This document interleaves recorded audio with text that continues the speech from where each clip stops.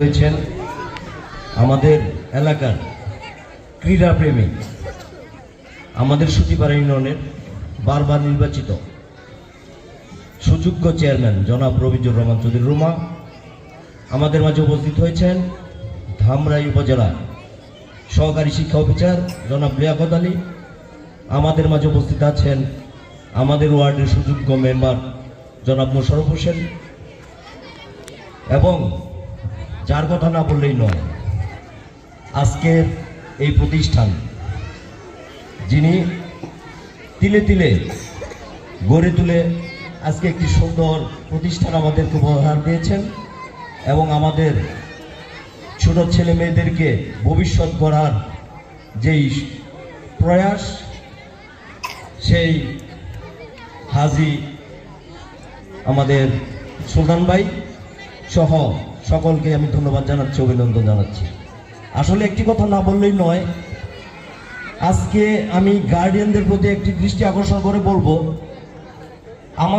আমরা যে বাচ্চাদেরকে মানুষ করবার জন্য লেখাপড়ার করানোর চেষ্টা করি, তার আগে আসলে আমার মনে হয় তাদেরকে মাঠে পাঠানো উচিত। আজকের এই শিশু যদি শরীর ভালো না থাকে, তার মন ভালো না থাকে, সে কিন্তু লেখাপড়া করতে পারবে না। তাকে অবশ্যই শরীর মন ভালো রাখবার জন্য অবশ্যই খেলাধুলা করানো হবে। আর সেই খেলাধুলাটা তাদেরকে প্রতিদিন অবশ্যই তাদেরকে মাঠে পাঠিয়ে খেলাধুলার পরে তাকে এই শিক্ষার জন্য তাগিদ দিতে হবে। আর আজকে আমাদের সমাজের যেই জিনিসটা হচ্ছে মোবাইল, আমি তাদেরকে বলবো এই মোবাইল থেকে বাচ্চাদেরকে একটু দূরে রাখবেন প্লিজ। এই মোবাইল গেমসের আসক্ত হয়ে বাচ্চাদের লেখাপড়া নষ্ট হচ্ছে।